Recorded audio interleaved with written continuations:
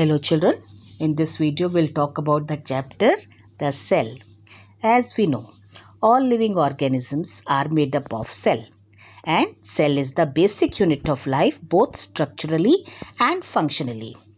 We know children, there are two kinds of organisms.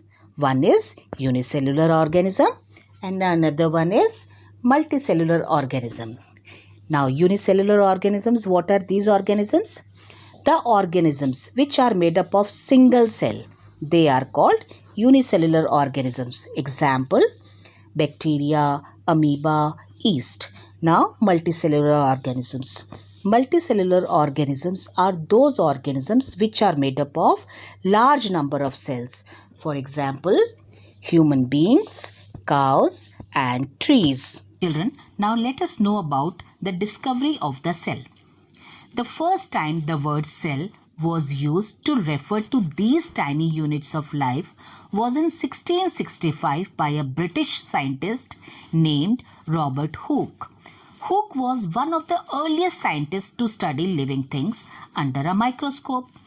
The microscope of his day were not very strong, but Hooke was still able to make an important discovery. When he looked at a thin slice of cork under his microscope, he was surprised to see what looked like a honeycomb. Soon after Robert Hooke discovered cells in cork, Antony van Leeuwenhoek in Holland made important discoveries using a microscope. Leeuwenhoek made his own microscope lens, and he was so good at it that his microscope was more powerful than other microscope of his day. In fact, Leeuwenhoek microscope was almost as strong as modern light microscope. Using his microscope, Leeuwenhoek was the first person to observe human cells and bacteria. Children, now let us know about the structure of the cell. As we know, cells are complex and their components perform various functions in an organism. They are of different shapes and size, pretty much like bricks of building. Our body is made up of cells of different shapes and size. For example, cheek cells are flat, while muscle cells are thin, elongated and tubular. Plant cell may be rectangular, round, oval or elongated. The cell structure comprises individual components with specific functions essential to carry out life processes. These components include cell wall, cell membrane, cytoplasm, nucleus, and cell organelles. Let us study about cell membrane. The cell membrane is the outer covering of a cell within which all other organelles such as cytoplasm and nucleus are enclosed. It is also referred to as the plasma membrane. By structure, it is porous membrane with pores which permit the movement of selective substance in and out of the cell. Besides this, the cell membrane also protects the cellular component from damage and leakage. It forms the wall-like structure between two cells as well as between the cell and its surroundings. Let us study about the cell wall. Cell wall is the most prominent part of plant cell. Note, it is found only in plant cell, not in animal cell. It is made up of cellulose. It protects the plasma membrane and other cellular components. The cell wall is also the outer layer of the plant cell. It is rigid and stiff structure surrounding the cell membrane. It provides shape and support to the cells and protects them from mechanical shocks and injuries. Let us study about cytoplasm. Cytoplasm is a thick, clear jelly-like substance present inside the cell membrane. Most of the chemical reactions within a cell take place in this cytoplasm. The cell organelles such as endoplasmic reticulum, vacuoles, mitochondria, ribosomes are suspended in this cytoplasm. Let us study about the nucleus. The nucleus is a double-membraned organelle that contains the genetic material and other instructions required for cellular processes. It acts like a brain of a cell.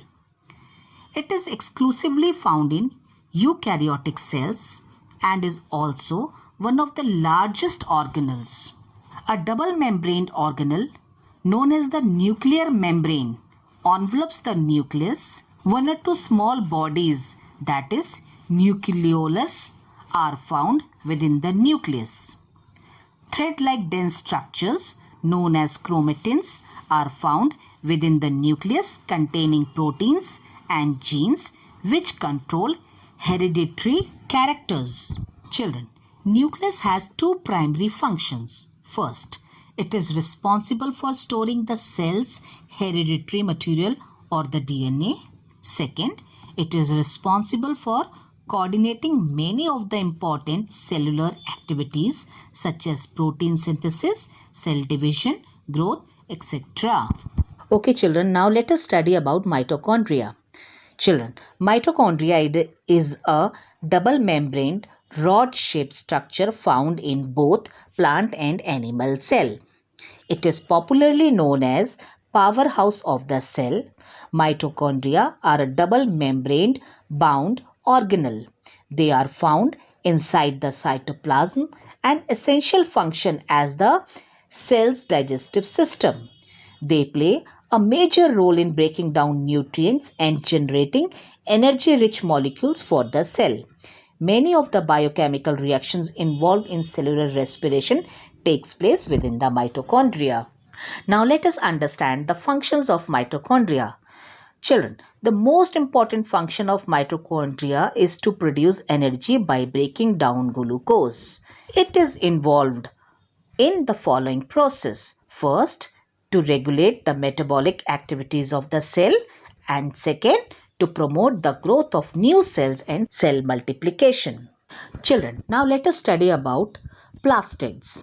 Plastids are double membrane organelles which are found in the cells of plants only.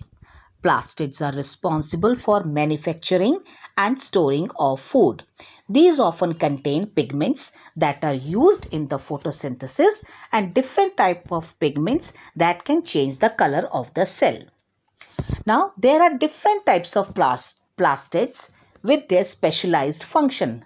Among them, a few are mainly classified based on the presence or absence of the pigments like chloroplast, chromoplast and leucoplast. Now let us study about chromoplast.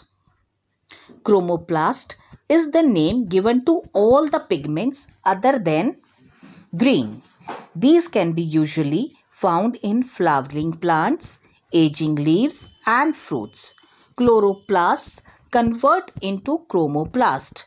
Chromoplasts have pigments that allow different colors that you see in leaves and fruits. The main reason for its different color is for attracting pollinators. Now understand what is leucoplast.